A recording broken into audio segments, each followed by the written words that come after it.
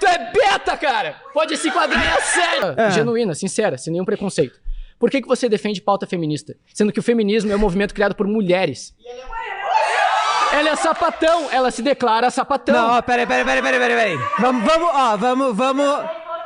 Só um momento. Primeiro que gênero e sexualidade não tem nada a ver uma coisa com a outra. Eu sou uma mulher cis. Eu sou um peixe. Ah, mas se você... Tá tudo bem? Você tem o cérebro de um peixe mesmo. Meu nariz é grande, eu sou um cara baixo. E aí? E daí o quê? Por isso que vocês chamam de beta! É, beta, peixe beta. Peixe beta. Nunca tinha ligado, mano.